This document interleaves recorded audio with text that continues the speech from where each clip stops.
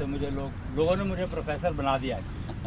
वैसे मैं टेक्नोलॉजी का एक्सपर्ट हूँ, इलेक्ट्रॉनिक्स और एम्बेडेड टेक्नोलॉजी, मतलब आज जो मोबाइल शोबाइल जितने भी गैजेट बने हैं ना आज के लेटेस्ट जो है, उस टेक्नोलॉजी का मैं एक्सपर्ट कहलाता हूँ।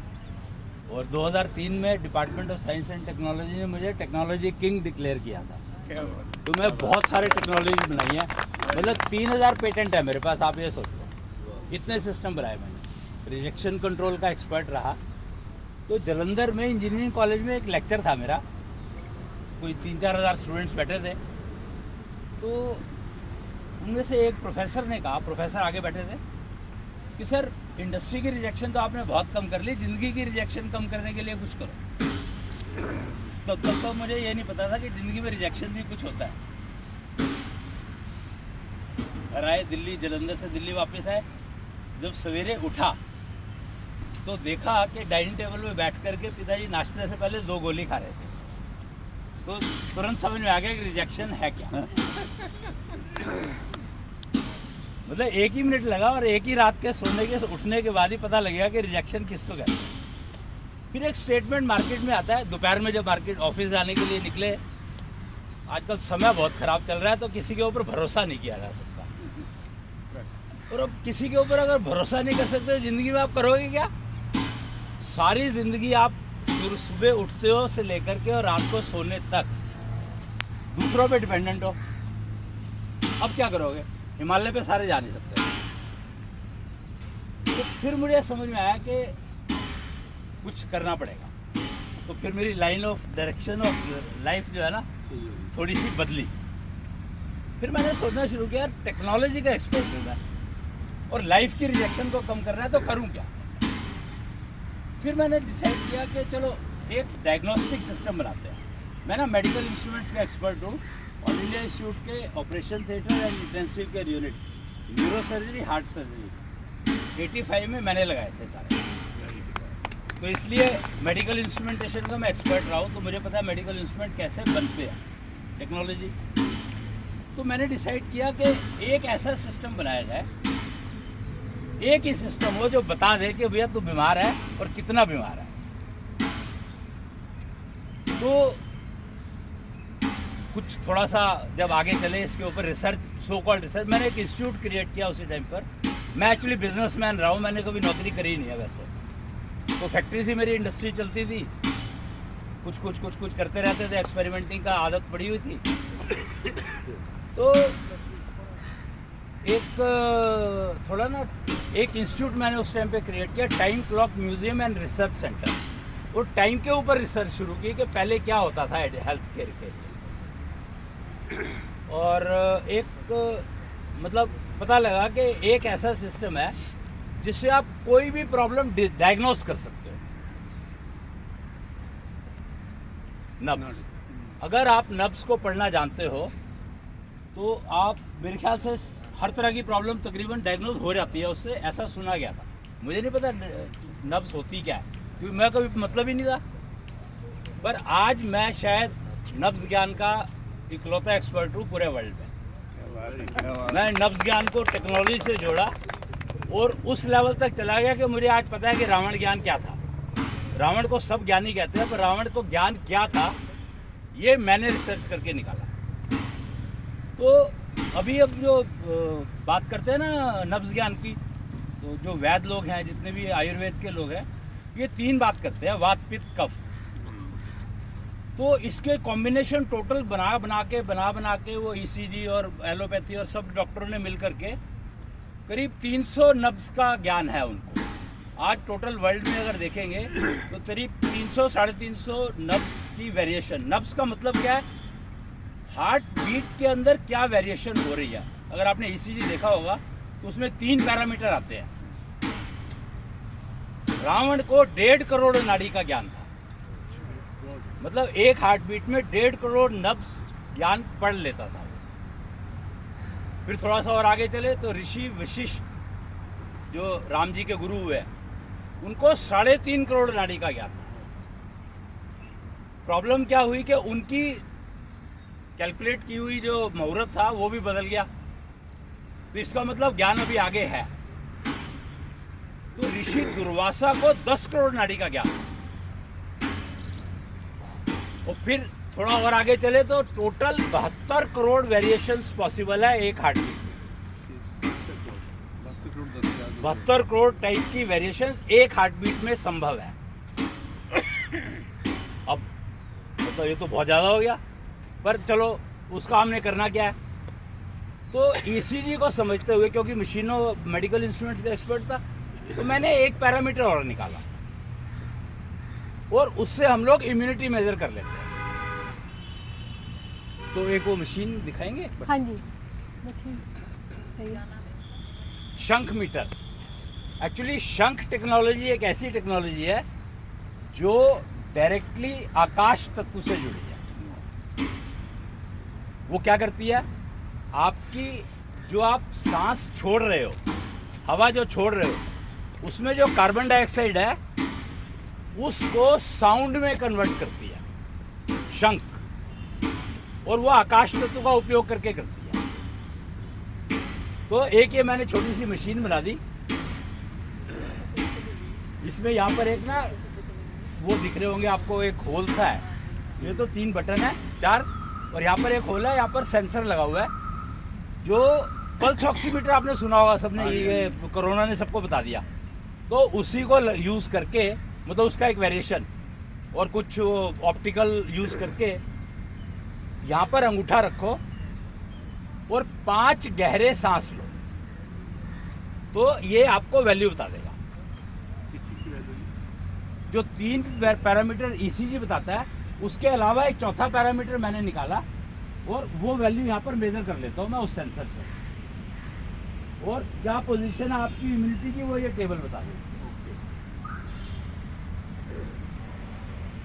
तो मात्र 5 सांस की उससे काउंट से आपकी इंटरनल पोजीशन जो है ये मशीन बता देती है। और बेसिकली इसको हम कहते हैं इंटरनल क्लाइमेट। एक तो क्लाइमेट ये है ही, पोल्यूशन दुनिया भर का भरा हुआ है, एक ये भी एक क्लाइमेट ही है अंदर, और उसमें भी पोल्यूशन दुनिया भर का भरा हुआ है जो कि बीमारी है। तो अब एक पैरामीटर मेरे पास आ गया जिसको कि मैं मेजर करके बता सकता हूँ कि आप रोगी हो या नहीं हो, और कितने रोगी हो, कौन सा रोग है ऐसे मतलब नहीं है।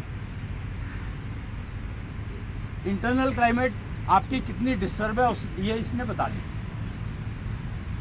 अब मेजरमेंट टेक्नोलॉजी का आदमी हो तो मेजरमेंट का काम तो हो गया।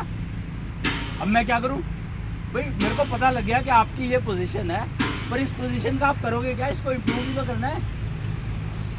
और इतनी सारी पैथियां बनी हुई हैं, इतने सारे सिस्टम है, मतलब योगा, प्राणायाम और नेचुरोपैथी, फिर एलोपैथी, फिर आयुर्वेदिक, फिर होम्योपैथी, फिर उसके बाद रेकी, उसके बाद मतलब गिनती नहीं है, शायद गिनी नहीं जा सकती। वैसे पॉसिबल तो होगी, ज़्यादा नहीं होगी, 100-85 होगी, बट स्टिल हमारे जैसे लोगों से पॉसिबल नहीं। तो फिर मैंने सोचना शुरू किया कि अब पहले तो ये समझो कि इंटरनल क्लाइमेट की ये पोजीशन आई कैसे। वो एक और स्टेटमेंट आप लोग सबने सुना होगा, 5 तत्वों से सब कुछ बना है। कॉमन स्टेटमेंट है जो सबने सुनी होगी कि 5 तत्वों से सब कुछ बना है। तो हमने अब स्टडी शुरू की कि 5 तत्वों का मतलब क्या है। तो हम लोग धन्वंतरी ज्ञान पर पहुंच गए कि धन्वंतरी ने ज्ञान दिया क्या। तो धन्वंतरी ने 5 बीज का ज्ञान दिया, और जो 5 तत्वों से सब कुछ बना है वो स्टेटमेंट एक्चुअली गलत है या इनकरेक्ट है। 5 बीज से सब कुछ बना है। 5 बीज कौन से हैं? एक शरीर, भौतिक शरीर, फिजिकल बॉडी। दूसरा है मेंटल शरीर, मानसिक बॉडी जिसको कहा गया है, मानसिक बीज कहते हैं हम लोग उसको। एक भौतिक बीज जिससे शरीर बना है, और एक मानसिक बीज जो शरीर को चलाता है। फिर एक तीसरा बीज निकाला, नॉलेज बॉडी, स्पिरिचुअल बॉडी जिसको कहा गया, उसको हमने नॉलेज बॉडी कह दिया। मतलब वो ज्ञान है कि कोई भी काम अगर पहले वक्त काम करना है उसका डिसीजन लेता है मेंटल बॉडी, और कैसे करना है वो बताता है स्पिरिचुअल बॉडी। ज्ञान बताएगा आपको कि कैसे करना है, वो सिस्टम बताएगा उसको करने का तरीका। फिर उसको करने के लिए एनर्जी चाहिए, तो एनर्जी जनरेशन। तो एक बॉडी हो गई एनर्जी जनरेशन की। और एक हो गया नेटवर्क जो जनरेशन से लेके परफॉर्मिंग उस तक आपकी एनर्जी को पहुंचाए। तो इस तरह से 5 बीज हो गए और हर बीज 5 तत्वों से बना। तो हमने बीज वाला जो पोर्शन था वो गायब हो गया और 5 तत्वों पर चले गए हम डायरेक्ट। अगर हम 5 बीज से 5 तत्वों पर जाते तो शायद समस्या आती ही नहीं किसी के शरीर में। तो अब हमने डायग्नोस्टिक सिस्टम बनाया जो कि सिर्फ इससे पॉसिबल था कि 5 बीज में से कौन सा बीज डिस्टर्ब हुआ आपका। जो आईसीडी जो इंटरनल जो वो वैल्यू आई थी वो कम आई है, तो इसका मतलब है कि कौन सा बीज आपका डिस्टर्ब हुआ जिसने ये कम किया। फिर उस बीज में से कौन सा तत्व था जिसने डिस्टर्ब किया। 5 बीज में से एक बीज और जो उस बीज के 5 तत्वों में से कौन सा तत्व और उसकी मेजरमेंट कितना डिस्टर्ब हुआ। एक्चुअली वो बीज जब तत्व डिस्टर्ब हुआ तो उसने आकाश तत्व को डिस्टर्ब किया।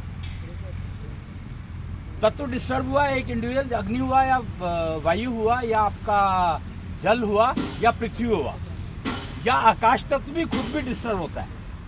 पर प्राइमरीली हम लोग आकाश तत्व को मेजरमेंट करते हैं। ये जो मशीन मेजरमेंट कर रही है ये आकाश तत्व की मेजरमेंट कर रही है मेनली। उसके बाद डायग्नोस्टिक का एक सिस्टम, इसी शंक टेक्नोलॉजी को यूज करके एक डायग्नोस्टिक सिस्टम बना दिया जो बता देता है कि कौन से बीज का कौन सा तत्व डिस्टर्ब है आपका। डायग्नोज हो गया, उसके बाद मेजरमेंट कर लिया कितना डिस्टर्ब है, बुखार आ गया आपको और कितना बुखार है वो नाप लिया थर्मोमीटर से। उसके बाद इसको रिकवर करना है, जो डिस्टर्बेंस है उसको हटानी है इस बॉडी में से, तो आपकी बॉडी क्योर हो जाएगी। अब हटाने के लिए एक ही चाहिए, मतलब वो चरक ने जब अपनी वो लिखी थी पुस्तक तो उसमें सबसे पहले पेज पर लिखा था एकल औषधि, यानी एक दवाई जो सारे रोग दूर करे। तो हम उसी की रिसर्च पर चल रहे थे। एकल डायग्नोस्टिक सिस्टम बन गया, एकल मेजरमेंट सिस्टम बन गया, अब एकल दवाई और चाहिए थी। तो फिर हमने उसके ऊपर काम शुरू किया। तो हमें लगा कि यार सांस एक ऐसी प्रक्रिया है, श्वास प्रक्रिया, जिसको अगर आप दवाई बना लो तो मेरे ख्याल से समस्या सारी खत्म है। तो convert your breath into medicine करके एक सीबीएम टेक्नोलॉजी डेवलप करी गई। उससे आप अपनी ही सांस को दवाई बना सकते हो और उस पैरामीटर के अकॉर्डिंग कन्वर्ट करनी है जो डिस्टर्ब हुआ। अब ये देखो, प्राणायाम जो है वो एक कॉमन प्रैक्टिस है, लेकिन सीबीएम मीन्स कौन सा तत्व डिस्टर्ब हुआ है आपका, उसके अकॉर्डिंगली आपको अपनी सांस प्रक्रिया को यूज करना है।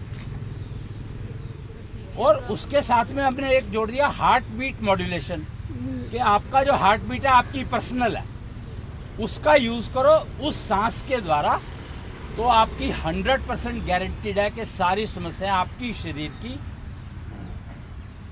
खत्म हो जाएंगी। क्यों? क्योंकि हम लोग कुछ नहीं कर रहे, सिर्फ आकाश तत्व को बैलेंस करने की कोशिश कर रहे हैं, वापस ला रहे हैं अपनी पोजीशन में, और सांस प्रक्रिया के द्वारा और साउंड एनर्जी के द्वारा जो आपकी हार्ट बीट जनरेट कर रही है। तो ये टोटल सिस्टम 5 सीड नेचुरोपैथी कहलाता है। नेचुरोपैथी की एक एक्सटेंशन हो गई समझो, जिसमें हमने धन्वंतरी का बीज ज्ञान जोड़ दिया और उसको इलेक्ट्रॉनिक से जोड़ करके सिस्टम बना दिया, जिससे कि कॉन्फिडेंस हो जाएगा सामने वाले को। एलोपैथी जो चली उसका मेन कारण था पैथोलॉजी लैब, चाहे वो ठीक है या गलत है वो एक अलग इशू है, पर सामने एक रिजल्ट आ रहे हैं। इसमें आप 10 मिनट के अंदर, मतलब मात्र 10 मिनट में अगर आप प्रैक्टिस करते हैं तो आप रिजल्ट मेजर कर सकते हो और 10 मिनट में ही फायदा होता है। मतलब it is such A instant system, self proven, किसी से पूछने की भी जरूरत नहीं है, बताने की भी जरूरत नहीं है। आप मेजरमेंट करो और 5 मिनट प्रैक्टिस करो और दोबारा मेजरमेंट कर लो, गारंटीड आपकी इम्यूनिटी में इंप्रूवमेंट आ जाएगा विद इन 5 मिनट्स। क्योंकि ब्रेथ, सांस जो है बहुत जल्दी काम करती है, तुरंत काम करती है और आपकी हार्ट बीट से सिंक्रोनाइज्ड है, तो बेस्ट काम करती है। तो सांस लेने में है क्या, सांस तो सारे लेती हैं। सांस लेने में 2 पैरामीटर है, कबीर जी ने बताया। एक सांस लेने और छोड़ने का समय और एक सांस लेने और छोड़ने की स्पीड, गति, ये दो चीज़ें हैं। कबीर कहते हैं कि सांस जो लेने का समय जो है और छोड़ने का समय बराबर हो तो बेस्ट है। भक्ति जो कहा गया है, भक्ति का अर्थ है सांस लेने और छोड़ने का समय बराबर हो। लेकिन प्रैक्टिकली ये पॉसिबल है नहीं, क्योंकि प्रैक्टिकली भक्ति कोई कर नहीं सकता आज की तारीख में, पक्की बात है ये। तो जो चीज़ हो ही नहीं सकती है तो उसको प्रैक्टिस करने का फ़ायदा क्या, छोड़ दिया। हमने कहा कि आप अपनी गति को कंट्रोल करो, सांस लेने की स्पीड को कंट्रोल करो, और कंट्रोल भी क्या करना है, आपको धीरे धीरे सांस लेना है, धीरे धीरे सांस छोड़ना है, बस इतना ही करना है। काउंट को इम्पॉर्टेंट है कि अगर आपने डायग्नोज कराया है कौन सा तत्व बिगड़ा है, उसके हिसाब से उतने सांस आपने प्रैक्टिस के लेने हैं। वो डिपेंड करता है कितनी ड्यूरेशन के बाद रिपीट करना है, तो वो सब कस्टमाइज्ड है। और सांस धीरे लेना है, धीरे छोड़ने का मैं आपको एक एग्जांपल दिखा देता हूँ अपने आप को करके, और मैं कर सकता हूँ तो आप सब कर सकते हो, ये पक्की बात है। एक सांस लेकर के दिखाऊंगा, आप ध्यान से देख लीजिएगा।